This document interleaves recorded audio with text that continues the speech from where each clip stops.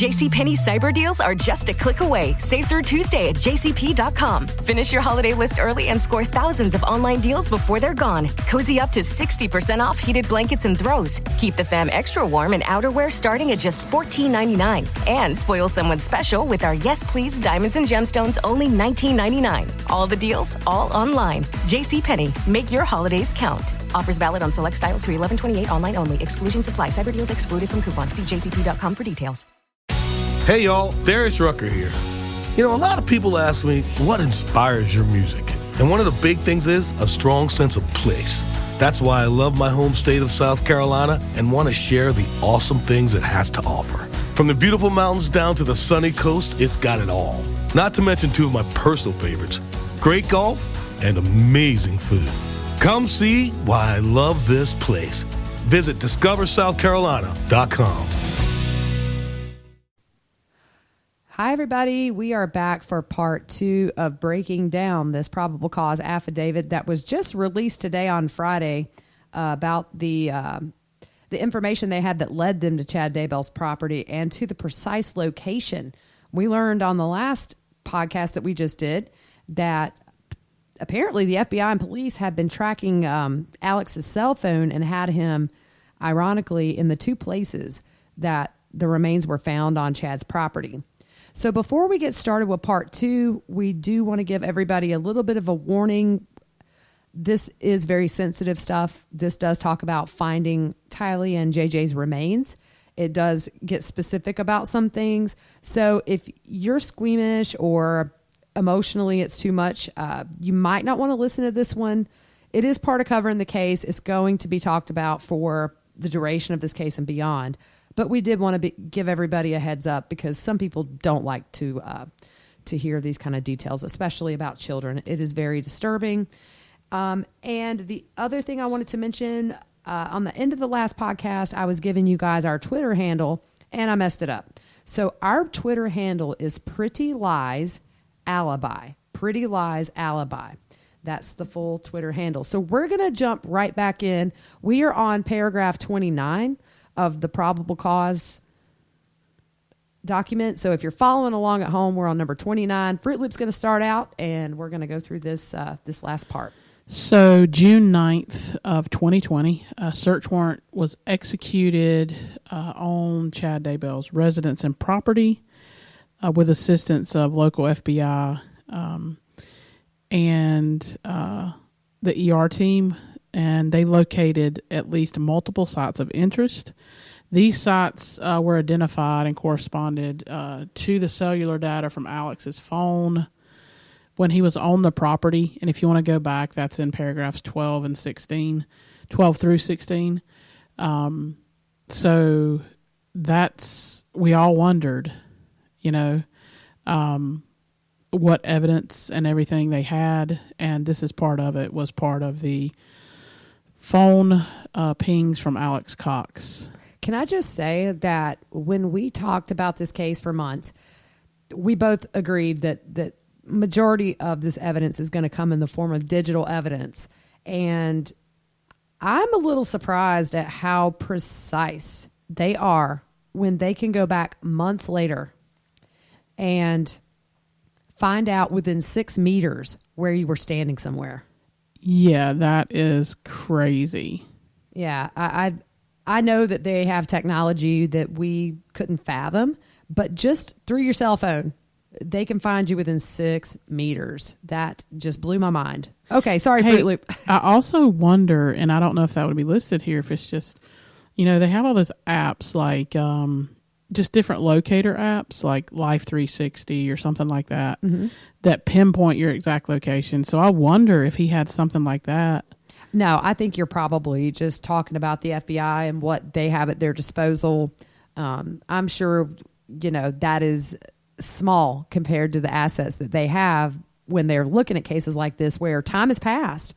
You're looking at months later that they are going back and getting these pings, because we know the kids were killed in September, and they didn't start looking into this case till November. So at least 2 months, they're able to go back and pull the cell phone records and find out Alex was within 6 meters of this fire pit and where the remains were found. Yeah, digital trails do not go away. Yeah, you're not, and that's what I've always said about these guys is that, look, they're in our age range. They're in their 40s. I have to get my kid to help me do stuff on my phone now. I've reached that point. I'm not as knowledgeable as I used to be. These knuckleheads may have just assumed I'm going to delete a text. It's gone forever. Yeah, and we know from prior documents that they had a lot of phones. So maybe they got mixed up. Right. And this is just about the kids. I'm sure between Charles's murder, Tammy's murder, the shot at Brandon, and goodness knows whatever else they've had to trace through phones, I'm sure they've been overwhelmed. We were discussing how long this has taken and how we get frustrated at the lack of updates coming from law enforcement. But you see this probable cause affidavit just to get the search warrant to go on Chad's property. It had to have taken them so long to connect all these dots. It's a big puzzle. Exactly. I would like to know how many people worked this case. Hundreds. And I can't imagine the man hours. Yeah. Crazy. Okay, so we're going to get started. We're at number 30 now. Yep. So one of the possible sites correlated to a location on the property, Chad had texted his wife about, which I think that reverts back to when he texted her and said he had shot a raccoon and buried it in the pet cemetery or in the whatever it daytime. was. Yeah. Nocturnal raccoons just on Chad's property come alive during the day. Yeah. Very odd. Maybe Idaho has different raccoons, but I don't know. So moving on to the next paragraph, the first site of interest was located on the north side of the pond near the north edge of the property, which, if you remember, this site corresponds with a ping on Alex's phone on September 23rd. We know that JJ was last seen by Melanie Gibb and David Warwick on September 22nd. Late at night. Yep. He was asleep with his head on Alex's shoulder. He had been, we covered this right at the end of the last podcast, but just to catch you up if you're coming into this later, where we left off was that on the 22nd, as Fruit Loop said, he was seen, he had been taken to Alex's apartment, according to Lori, because they were going to do a podcast. And JJ was not cooperating. So he went to Alex's, and when Alex brought him home, he was asleep with his head on his shoulder. And that was the last time that JJ was seen alive. You know what I find odd about that is Lori has made statements that his medication makes him drowsy. So if you gave him his medication, why wouldn't he have calmed down in the apartment there and went to sleep there? Well, I think that it goes against her narrative that he was a zombie. So if she had been medicating him on a regular schedule, like obviously her doctor recommended, JJ would not have probably been as agitated. I think that was one thing the neighbor said. He seemed agitated, which we've seen with autistic children that aren't medicated. It's almost like two different kids. So I don't think that, when JJ acted up before he was killed, there was a reason that she stopped filling his medication. Yeah, it's so sick. And we've stated before that we both have taken care of autistic and special needs children. And it's almost like she paraded him in front of somebody who could validate, oh, this is why I took his life, because he's a zombie. Like, it's just sick. It really is. And I don't even want to begin to touch the psychology of that. But the fact that you're manipulating a kid's medicine to have them sort of perform in a way you want them to perform that validates your sick thoughts. This just has gone deeper and more sadistic than I ever could have imagined. Yeah. So back to the area they located, there was a patch of ground that appeared to be disturbed. The weed growth on top of the disturbed ground was shorter than the surrounding weed growth. So we know that Chad's neighbors said he used to cut his grass all the time, and then he stopped cutting his grass.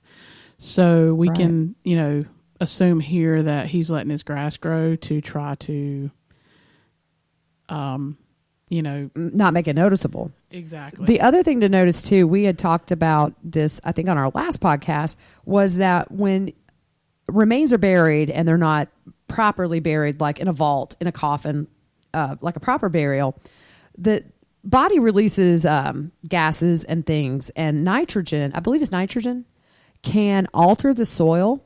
So what happens is, if you watch a documentary about like the Body Farm, a place in Tennessee where they people donate their remains and they put them in various situations where it assists law enforcement in figuring out how bodies decompose. I watched this documentary, and the one thing I noticed was pretty much wherever there was a dead body, whether it was in the ground or above ground, there was grass death. The grass would die. But what it does is it actually, when it grows back kind of more full, and I guess it looks different. In other words, somehow it helps the grass to grow better than what it was before, from what I understand. So what they noticed was dirt spots. And then if you look at the overhead shot from that day before they took that top layer of soil off, you can see that there are bald patches, but then right in the middle, there is a patch of green grass that's starting to grow. Yep. So this disturbed area was approximately 4 feet by 2.5 feet. Right. So if you remember, that's the one next to the tree. Right. And we know now that's where JJ was found. So going on to 32, the FBI team removed the top layer of sod. Underneath that layer of sod were several large flat rocks, and they took those rocks away, and they found 2 pieces of flat paneling. And once that paneling was removed, they exposed a round object that was covered in black plastic. And from there, they noticed a very strong odor. So obviously, at this point, I think before they saw anything, they knew what they had found. Yeah, and I can't imagine. And this is their job. They do this day in and day out. But I know they put in, law enforcement, FBI, and everybody involved put in so many hours looking for these kids, and to be at this spot, knowing what you're about to unearth, had to be very, very hard. Yeah, they get close to the families too. I mean, they're in constant contact, and for a while it was sort of a no sign of life, no sign of death. I think they've been working on this way longer than we know. So I think, for a good few months, I think they probably have had an idea that these kids are not alive. They had to have gotten these cell phone pings early on in the investigation. And so it correlates with, Alex being at Chad Daybell's property the day after both kids were last seen. Yeah. So, but then maybe that's not enough to get a probable cause affidavit. So you've got to have these text messages where Chad's talking about he did bury something. The neighbor sees a fire pit. A lot of these interviews seem to have taken place this month, Fruit Loop. It seems like they finally have got it all together. And this was sort of quick once they did get all their information. They were still interviewing people days before the warrant was issued. Yeah, and you have to remember, people were, why didn't they look, when it was, way back when the snow was on the ground? And you have to remember they had a search warrant, but it only pertains to certain things. Right. And if you mess that up and gain evidence, where you wasn't supposed to be, then that blows the whole case. And it could be thrown out. That the body evidence could, if they didn't go about this the right way, the evidence of the human remains could have been thrown out and not be able to be used in court. And that is the most important part of this case, are those human remains. That's physical evidence, which is needed in this case where we think a lot of it's digital. Yeah, exactly. And I was thinking, there's a picture where the police are like using some type of rake to look through the snow, but it's kind of in the front yard. Yeah. And I started thinking maybe they're hunting some kind of evidence from the shooting that supposedly, Tammy was shot at. Oh, yeah. It could have been something, relating to that. It's a good thought. Not necessarily looking for, somebody being buried there. They may have been looking for evidence, more evidence in that case. Yeah, that's a good point. And that's all something we're going to get into probably on our next podcast. We had some stuff ready to go about that, but we will. This definitely took the reins when this came out earlier. So jumping back to finding JJ in this area, so they cut through the black plastic and the white plastic, and they made another incision in the white layer of plastic, exposing what appeared to be human remains. The crown of the head covered in light brown hair. Right. So it seems like they had him sort of, I guess, double wrapped. Yeah. In a black plastic bag, and then had him wrapped in clear or white plastic. So that was over by the pond. So we know that now that is where JJ's remains were. And we discussed, and again, these are some of our things we talk about. Why were they buried separate? We talked about where JJ was found was more hidden. It was kind of out of the sight of the house, kind of, sort of. It was kind of to the side. There's a tree there, so we thought maybe, that's a possibility. And again, we won't know until trial or whatever, probably. I just find it interesting if you look at the aerial photos when they are uncovering JJ's remains. That is a very deep hole. So it makes me think that perhaps he buried Tylee close to the fire pit in a shallow grave for easy access to those remains when he had a chance to have a bonfire to destroy evidence, because we know she was burned. Yep. So bad to the point that at one point the anthropologist, according to the affidavit, was able to determine whether they were human remains as far as some of the remains that she found. Exactly. And what we learned about burning human remains through reading and listening, it could be, 12 to 16 hours of a very hot fire. Right. A lot of gasoline you're going to need to do that because it has to maintain a super high temperature. Yeah, and looking at the surroundings in that area, that big of a fire, that long. Yeah, it's going to raise a flag. I mean, that's almost a whole day. Right. And the other thing, too, that I learned watching Court TV, and they had an amazing guy on there who is a forensic anthropologist. And he explained that it could take 12 to 16 to 20 hours to get the soft tissue off of a human body. But even then, the job's never really complete. There's always going to be some kind of soft tissue. Not always, but there's likely going to be some soft tissue left on those bones. So hopefully investigators were able to get some good samples where they could find the cause of death. I don't know that we're looking at an obvious sign at this point. It's a week and a half later and we've heard no cause of death. So I think they're having to test toxicology. Yeah, there was some soft tissue left in this document. They discussed that a little bit. Right. So that's a good thing. Excuse me. So the remaining dirt around the human remains was methodically removed, and they're very careful in that. They know what they're doing. They removed all that, exposed what appeared to be a body wrapped in black plastic. The plastic appeared to be tightly wrapped around the body and secured with gray duct tape. Yeah.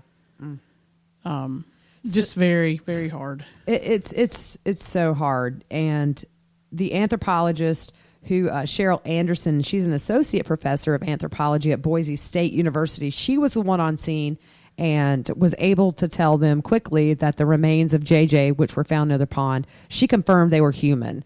So that's how they found JJ, and it's just gut-wrenching. Yep. So on to the second site of interest, which is just right near the fire pit. It was located behind a red unattached outbuilding in the center of the property near the fire pit. And right next to the fire pit, we found out that Chad and Tammy used that little patch of land as a pet cemetery. And that's where they would, I guess, bury their pets that passed on.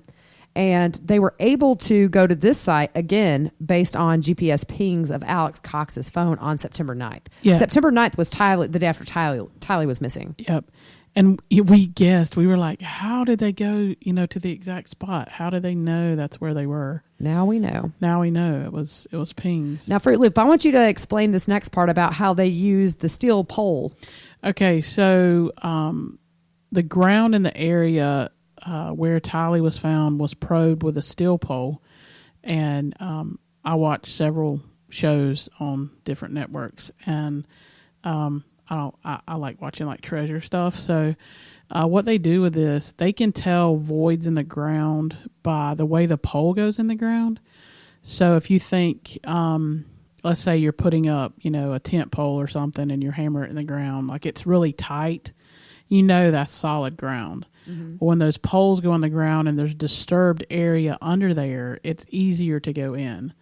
So that's what they're meaning by probing with steel poles. They're checking to see if there's any disturbed ground underneath. It's crazy that they, but it makes sense. Yeah. I mean, if you're going through ground, it's going to take a lot of effort. If it's recently disturbed, it's kind of sifted through or exactly removed. It's not packed in. It's right. Not, so.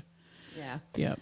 So they did that. They did find, during the search of this piece of property, this little area where Tylee was found, they did find a buried cat and dog. The remains of those were found. That's when they brought the backhoe in this area too, was to dig further through the layers of dirt. And as they're using the backhoe, they found bricks about a foot below the ground, which is very shallow. Yeah. Considering Chad is a former grave digger, I guess you get into the situation where if those remains are burned, they're not going to smell. Yeah. Here's my question. Okay. So we know Chad Daybell, he dug graves for a living or whatever. But so did he put those cat and dog remains on top of that to throw the cadaver dog off? That maybe he thought, when they dig there, they find the cats and the dogs, they won't go any deeper. They won't, know anything else. Probably to Chad, I'm sure he had it all figured out in his brain that they would get away with this. There's no telling. I mean, that seems plausible. But I think he, just didn't anticipate the cell phone pings and maybe even some overhead surveillance with the ground penetrating radar where it can show you sometimes the outline of remains. It's just, I guess he got away with it for nearly a year? Yeah. I mean, it's July. We're almost in July. We're halfway through June. Tylee went missing September 8th. So for a while, I guess he did get away with it. Yeah. Your sins always find you out, though. They do. I mean, you can't hide too long. Things come to light. Yep, exactly. So, moving on, once the bricks were discovered, the soil was examined, and what appeared to be 2 bones were located. Based on the conditions of the bones, Cheryl Anderson, who we know is the anthropologist, she was not able to determine whether the bones were human.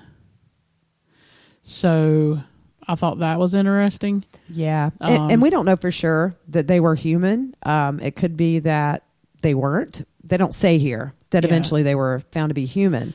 But in that area, they also found other bones and charred tissue and charred bones. And she indicated, Cheryl Anderson, the anthropologist, her opinion was the uncharred and charred tissue found were human remains, and now we know that was Tylee's remains. Yep. So she was able to say those were human, and they did have some tissue left on them. So that's good for the ME. Hopefully they can get something off of that. Yeah. You'll be surprised what they can get. The FBI is involved. I'm sure they have their best people working on this. And they also sent off some of the Pet Cemetery bones, some of the partial remains, and they were able to determine that those were not human. So there was a mixture of human and non-human bones in there, but the most important... some of them were non-adult human remains, which meaning they're not adults. Right. So this is where I want to give a big shout out to Kathy Russin with Law and Crime Network. She had mentioned this on one of her shows, I think maybe a couple of days after the remains were found and Chad was arrested. But it says here that when they were conducting their search, Chad was observed by officers to be continuously watching where the officers were searching. He was observed watching officers while sitting in his vehicle in front of his front driveway and while sitting in his vehicle across the street at his daughter's residence. Yeah, so when you see Nate on the scene in the helicopter, he's already moved to his daughter's residence. Because we looked back on the film, and the only cars in his driveway at that time when Nate gets there are the police vehicles. So if you take a look and look across the street, which is diagonally across, that is where his daughter lives, Emma lives, and you can see his vehicle, which he later flees and goes, and the police pull him over. but it's more like a SUV type thing. People kept saying truck, and it's not a truck. It's more of a SUV. But you can see it in her driveway across the street. And I think the biggest thing, for me, when we were watching the overhead shot, as this was happening live, they knew exactly what they were there to find. They had so many crime scene and forensic units there. There were 30 plus cars. And the FBI. So I don't think it's not like they set the dog loose and got a hit and then had to call in the cavalry. They were all there. Yeah. These guys knew exactly what they were going to find on that property. And in fact, somebody had told Nate that morning, it was, this is going to be a great, but terrible or sad day for many. Yeah. So I think, obviously he was referring to the fact that the remains would be found, but it's going to be a finality. It's not a question now. Are they in a bunker? Are they being hidden? Does somebody have them and they're safe? I think we all sort of in the back. Hey, Emma, carolers. Oh, lovely. Now this I love. This season, gift Samsung Galaxy Buds 2 Pro and surround the ones you love with the sounds they love with studio quality sound and intelligent active noise cancellation. Add the new Galaxy Z Flip 5 and let them control their music from the front cover with Flex Window. Shop these and more great gifts now at Samsung.com. This episode is brought to you by Klaviyo, the platform that powers smarter digital relationships. With Klaviyo, you can activate all your customer data in real time, connect seamlessly with your customers across all channels, guide your marketing strategy with AI-powered insights, recommendations, and automated assistance. Deliver experiences that feel individually designed at scale and grow your business faster. Power smarter digital relationships with Klaviyo. Learn more at klaviyo.com/Spotify. That's KLAVIYO.com/Spotify. Back of our mind with the whole cult theme had thought maybe there's a chance that she just got him somewhere. And I think that day, very quickly we were able to find out that was JJ, which leads me to believe that the remains were probably in fairly good condition. They were wrapped, so that prevents a lot of things from starting to decompose the body. But Tylee, obviously, that confirmation came later in the day, and we know why, because the egregious manner we now know was fire and burning the remains. Exactly. But I want to give a shout out to law enforcement who was on the scene, who took notice when Chad Daybell started to flee and called him and went after him, because who knows where he was going. I mean, we know they fled, several times. And I know we've discussed it. You don't want to see him commit suicide if that was the case. Yeah, I know. Because we want to see him, brought to justice and to pay for what he did to these people. And it's not just two people. It's Tammy and Charles and JJ and Tylee. And we want to see, the people who caused and had a part in all this. We want to see them, face the consequences of their actions. Right. And I don't think we'll have a problem. Like I said earlier, a lot of people are super worried about tying this to Chad and Lori. They're going to get charged. I really think, and I was telling Fruit Loop this week, so much stuff is coming out every day now, it seems, whether it's, and it's been a while. Today was the first time really since the day of the search where law enforcement has released something. I don't know. This could have been Freedom of Information Act. I'm not sure. But it seems like once people start talking to the press in droves and we start getting body cam video of Charles, I just wonder if maybe they're just not going to kind of lay the hammer down with these charges and charge them with are they going to wrap all these up into one box with a bow on it and say, here is everything. Now let's go to trial. Yeah, that's what I want. I want them all. And I know in a lot of cases, if something's a little less, they'll drop a lesser charge to go after, a certain charge. Mm-hmm. So it'll be interesting because it's in different counties, and it's just crazy how far all, the places that they've been. Right. And one thing to note, Justin Loom did report tonight that Chad Daybell's preliminary hearing, They have postponed that from July 1st and 2nd to August the 3rd and 4th. And that was a mutual decision by both parties. I kind of expected that. I don't think we'll see Lori's preliminary hearing either. I think it'll be rescheduled just based on updated charges that are coming. But this was a mutual decision between both parties for a continuance. And I think what that means is Chad's attorney is having to figure out how he's going to defend bodies on his property when we've gone from a tampering charge to probably murder. And I don't think either one of these preliminary hearings, I don't think Lori's will go through either. I think we'll get updated charges maybe before that hearing on as soon as we get a cause of death in. But, you know, Tammy Daybell's autopsy, she was exhumed, I believe, December 11th. And they did her autopsy and we're in July. And we don't have those results. Law enforcement keeps saying they're not finalized.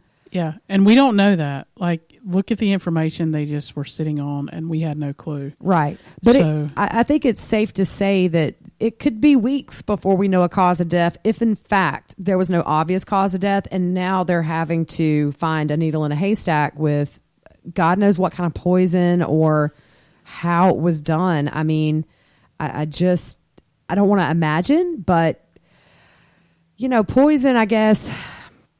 Maybe it's just not as... All I want to know is that maybe somehow they just didn't suffer. Exactly. I just, you know, their smiles, their faces have, you know, been in my life every day now. We've watched this case every day. Yeah. If you go look at Justin Lum's post, it was just really heartfelt and touching. His little tribute he did to them. If you hadn't checked it out, go to his Facebook and scroll down and find it. It's really touching. You come to like all these guys, you know, and I know they're close with the families now and stuff. And it's really cool to see people come together and just, you know, love on each other. Right. And real quick, I mean, we're gonna finish this up, but.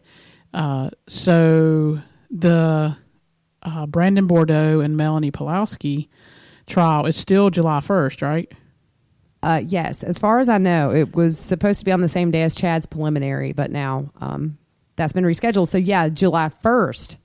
Boy, did we find out some stuff in that paperwork, huh? Yeah, we did. And, you know, there's a lot of stuff in that one that is going to be interesting to see how it plays out with witnesses and court documents. And there's a lot of good stuff in there that's going to help. I think it'll help in this case. Oh, definitely. I still think, like I've maintained all along, we are going to see more arrests with this. I think we're not finished with anything. Interestingly enough, the one thing we did find on the legal documents pertaining to this July 1st hearing is that Melanie Gibb is going to testify for Brandon that in October, Melanie went to Hawaii with Lori. Yeah, that's, I don't think that was ever mentioned anywhere. That was a bombshell.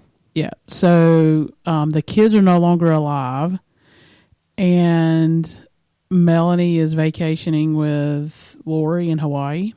After the kids are dead, she has 4 kids of her own that she deserted to move to Rexburg. I think she told her husband in a text that she's leaving her kids.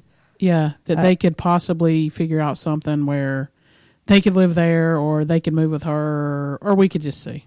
Yeah, that's going to be interesting. There's a lot of other things that are going to be brought into that hearing, I think, that directly relate to this case. They're pulling some press releases that Melanie put out. 2 of those were, one of those I thought was very inflammatory towards Brandon. She was just trying to make him look like a bad guy. And then the other was the press release in February 26, 2020 from Robert Jarvis, which is her lawyer, where she denies knowing the location of the kids. And then the other one about his Brandon's lies and deception was the title, was March 25th, 2020.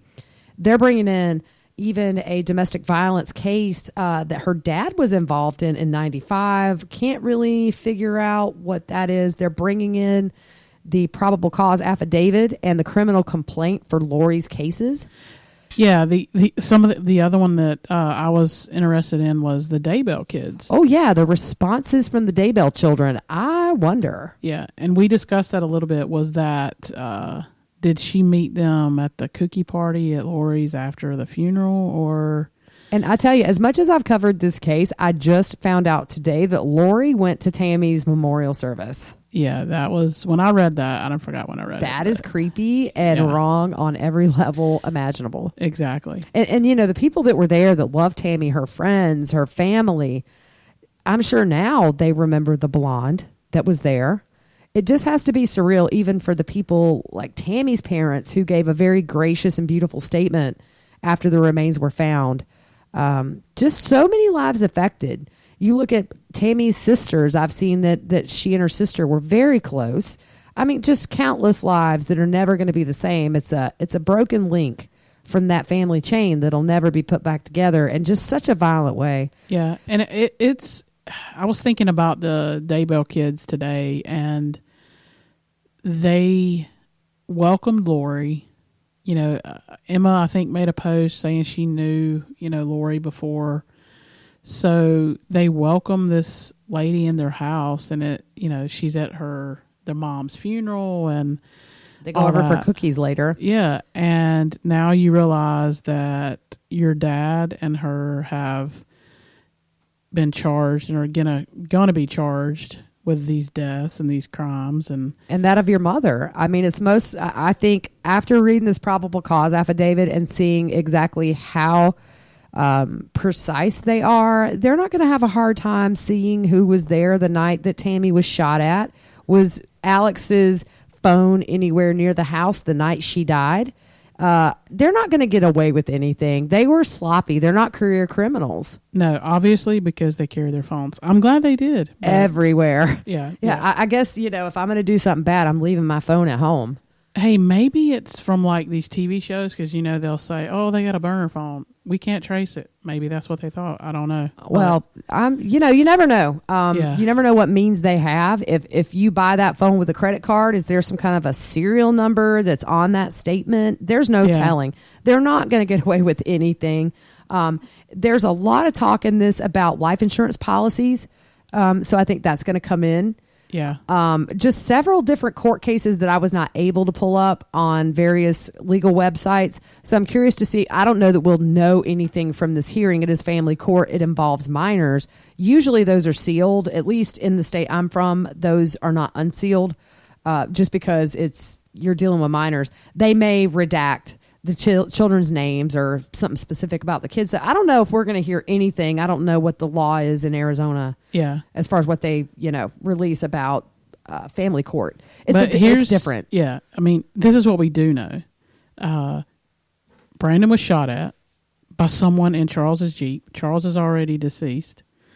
So that's what we do know. He was shot at. It doesn't take a rocket scientist. And I didn't know this, but for a period of time, apparently, somebody in the know said that the Jeep was, for a while, abandoned in Arizona. I have not been able to find any kind of clarification for sure. If any of you guys know that, shoot me a tweet or a message.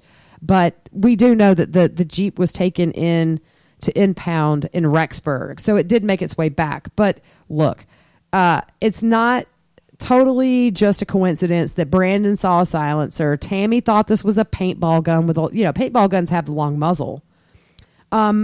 These guys are idiots. They're so sloppy, and thank goodness they were sloppy, because I think we'll get justice. Yeah, that was one of the other things. And again, it's not proven. It's just somebody throwing out something. Was it possibly when FBI went in had the search warrant on the house at Chad Daybell's house early on in regards to Tammy Daybell? Did they find a bullet fragment? Did they find a bullet lodged somewhere?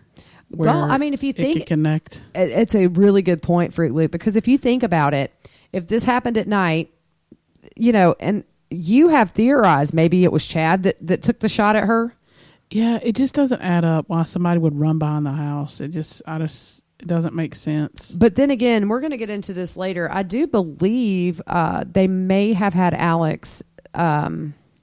I think maybe they have proof that they put out that Alex was implicated in her death. It'll be interesting to see if Alex's phone was pinged the night that Tammy had the attempt on her life, or what we assume was the attempt on her life with a gun. Yep, and we know he carries his phone around. So. Right, and the thing is, Chad may not have ever found that projectile. Exactly. So law enforcement, this is their job. So if they could tie that to Alex's gun or Chad's gun, who knows? I mean, we don't know what they have, but according to what we've seen today, they have a ton.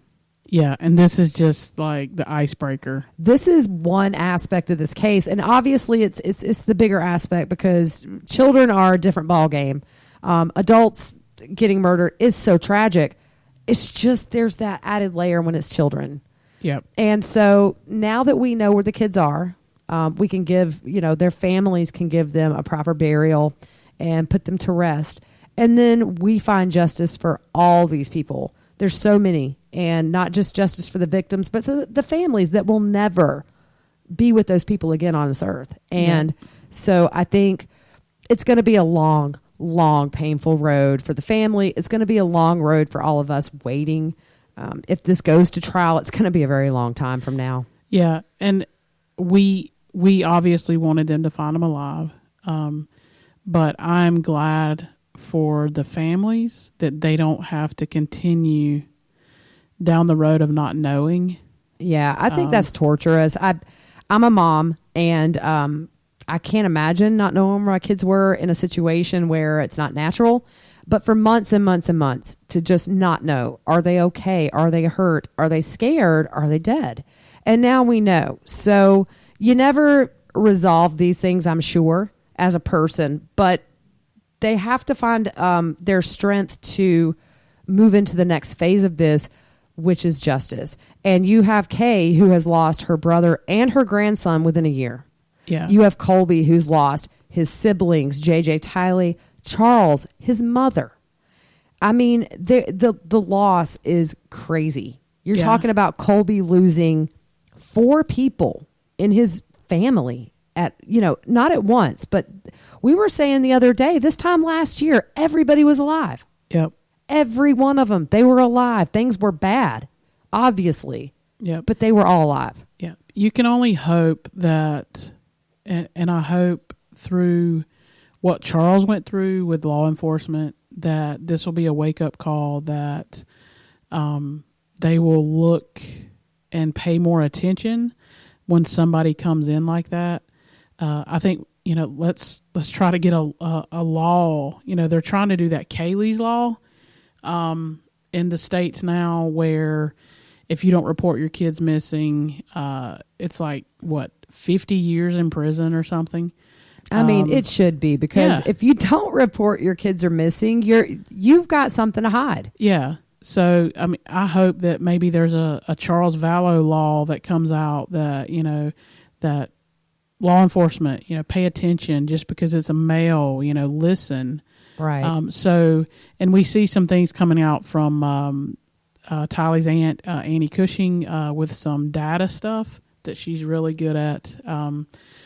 And that, hopefully some good can come out of that. So if you're trying to find positives, it's hopefully some things can be brought to light to help where, hopefully this won't happen. Right. And I think too, going back to what you said about the police with Charles, it was so enraging watching that last night. I almost felt towards the end, the cops thought maybe he was laying it on thick just so they'd go pick her up. Yeah. Like at first, the first 2 that were there, I thought they were really in tune. The one got his notebook out. He was taking notes. He wasn't being sarcastic. Like, he was legitimate listening. The lady that was there was listening, and I thought they were good. Like, they were paying attention. I don't know if you caught it, but when Charles said Lori thought she was married to Maroney in another lot or something. It was something to that aspect. So there must be a LDS temple there somewhere, because they pointed over like they were pointing to Maroney. And the other cop that's taking notes, he goes, "Well, they don't let me in there." So I thought that was, it was kind of funny. That's funny. But yeah, like they were paying attention. I thought I just didn't like it when I think he was a sergeant or something. I don't know. When he was there, they just kind of, when Charles walked away, it was just kind of, because he told Charles at one time, he said, now, don't be stalking your wife. And Charles was like, I'm not trying to stalk her. I'm just trying to get her help. And he wasn't stalking her. He was trying to get her help, legitimate help. Yeah. I mean, look, I know these cops see their share of one side inflaming something to make the other look bad, but it was so far out there. And had they maybe looked at, paperwork through the courts, I mean, she had an involuntary psychiatric hold. Yeah. Which means if she didn't turn herself in and they found her, they could take her and she didn't have a choice. Yeah. And what I couldn't understand, like he's telling them she's going to be at the school at this time to pick JJ up. Okay, go there. Right. I know I worked with a civil division in the sheriff's office, and if we couldn't contact a parent to serve papers on, I did it numerous times. I would go sit at the school until the car line came through, and as the kid is walking to his car, I would go serve papers to the parent. So it's not out of ordinary, I wouldn't think. Yeah, I don't know why. Do we go down the theory rabbit hole and say that, certain cops out there that used to work for the force might have put some words in about his buddy Lori? But I don't know. I think at the end of the day, it's just a good reminder that men are victims too. When we think of domestic violence, we think of a man versus a woman. And this is a clear case where he was totally disregarded both times. Both body cam videos, I thought at times the officers were being a little rude to him. And you see the poor man just begging, get her help. When he said, look, we'll never get past this, but I want her to be okay. He was talking about his kids too. I think he considered Tylee a daughter. He wanted her to be okay for them. Yeah. Yeah. And it's so frustrating. Like you just want to scream.